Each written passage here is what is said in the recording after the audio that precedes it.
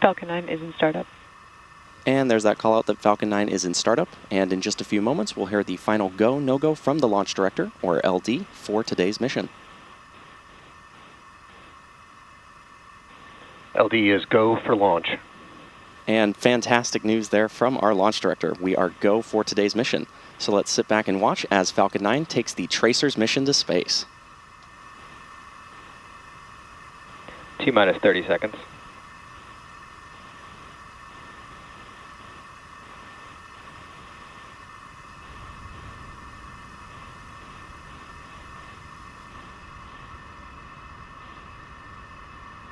T-minus 15. T-minus 10. 9, 8, 7, 6, 5, 4, 3, 2, 1. Ignition. And liftoff. Go SpaceX, go Tracers.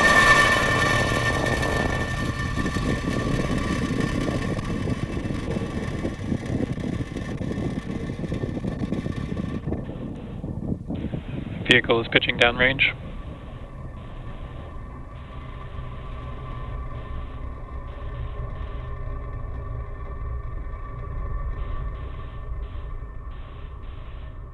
At T plus 30 seconds and counting, Falcon 9 has successfully lifted off from Space Launch Complex 4E. After clearing the tower, we now tilt or gimbal the engines to initiate a roll maneuver, which you may notice here in that Stage 1 camera view. Falcon 9 power and telemetry are nominal. Now this enables the vehicle's antennas to stay in the best position for communicating with the ground. Coming up next, the vehicle will pass through max Q, which is the point of maximum aerodynamic pressure. Vehicle is supersonic. And the engines will throttle down ahead of this to reduce M1D chamber pressure is nominal. To reduce load. Max Q. And there's that call out for max Q. Now the Merlin engines are back at power and we're out of the throttle bucket. From here on, even though velocity is rapidly increasing, the atmospheric density is decreasing, resulting in less loads on Falcon 9. Now the rocket typically needs to go about 17,500 miles per hour horizontally in order to avoid gravity pulling it back down to Earth.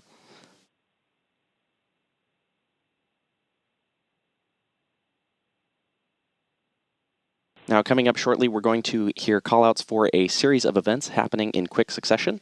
This will be MECO, followed by stage separation, then the stage 1 flip, followed by second engine start 1, and then the boost back burn. We should be hearing all of these callouts here in just about 20 seconds from now.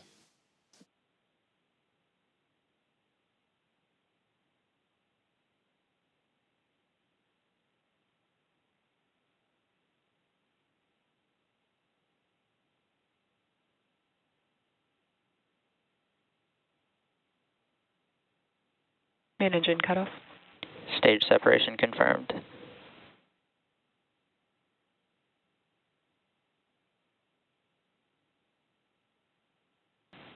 MVAC startup. Stage 1 boost back startup. And there we heard callouts for the successful main engine cutoff, stage separation, saw that stage 1 flip, second engine start 1, and the boost back burn. Coming up next will be the fairing deployment on the second stage. Both halves of the fairing flying today are flight proven, with one flying for its 14th time and the other for its second time. They'll be picked up today by our West Coast fairing recovery vessel.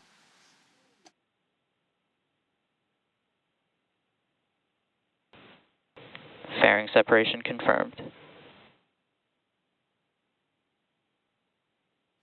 And we heard fairing separation is confirmed. So the boost back burn on the first stage is still ongoing, and we expect shutdown shortly.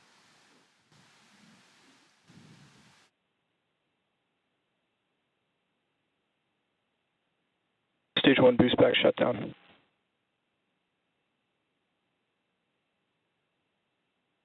And there was confirmation of boost back burn shutdown. We're currently at T plus 3 minutes and 40 seconds into today's mission. And coming up next, we'll hear the call out for the first stage entry burn on the Falcon 9 first stage coming up in about 3 minutes from now. And you'll be able to follow along with that relight with the graphics along the bottom of your screen. Now, Falcon 9 is the first orbital class rocket capable of reflight. Reusability allows SpaceX to refly the most expensive parts of the launch vehicle, which in turn drives down the cost of going to space. It's key to lowering the cost of spaceflight, which enables more investment in critical scientific research. And that makes missions like today's possible for more organizations and more often. Now, the first stage that is supporting today's mission is flying for its 16th time. It previously supported NASA Crew 7, CRS-29, PACE, Transporter 10, Transporter 13, EarthCare, NROL 186, and 8 separate Starlink missions. But while this booster is on its 16th trip to space, we're working towards qualifying our fleet of Falcon boosters and fairings to support 40 missions each. And for those following along, we're currently at 29 flights of a single Falcon booster, which is absolutely phenomenal. Increasing Falcon's flight count provides valuable information on repeated reuse, which is a critical element for making life multiplanetary.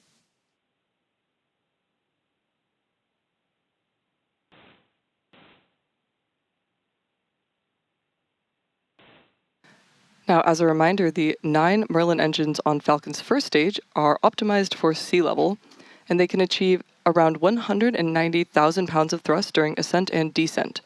Now, compare that to the single MVAC engine you see on your screen. This achieves around 220,500 pounds of thrust in a vacuum state. During entry burn, Falcon 9 will decelerate by firing its Merlin engines, but the vehicle is still moving really fast. As Zach mentioned, this causes the vehicle to fly through Merlin's exhaust gases, and this deposits the layer of soot on the vehicle's surface, giving Falcon 9 that flight-proven look. Now, coming up next, we should be hearing that call out for the entry burn of the Falcon 9 first stage in just about 10 seconds from now.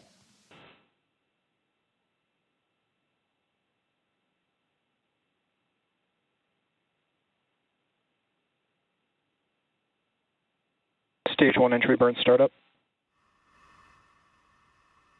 There's that confirmation of entry burn startup.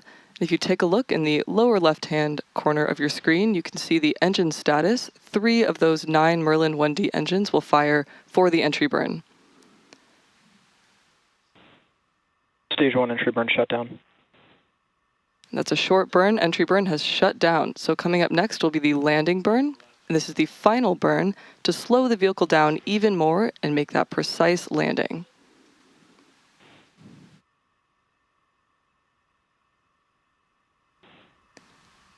Great view of Falcon 9 first stage coming back. Stage 1 FTS is saved. And we utilize both the Merlin engines throughout these various return re-entry burns, as well as the grid fins to stabilize the booster.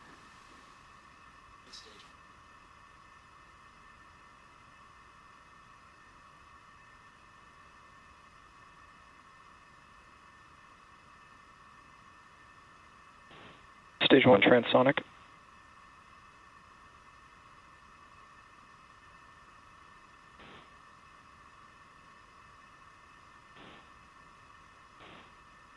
Stage 1 landing burn.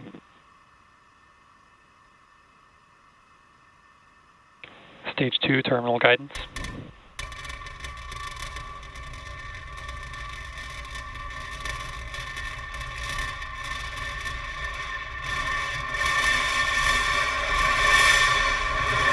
Stage 1 landing leg deployed.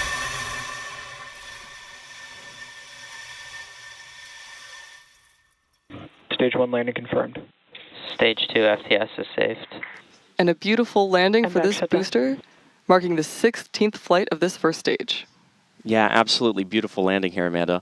Now, in the meantime, Falcon 9's second stage is continuing its first burn of the mission, and we expect it to shut down just after T plus 8 minutes.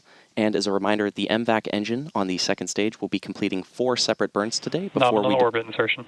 before we deploy all spacecraft. We also just heard that call out for nominal orbital insertion.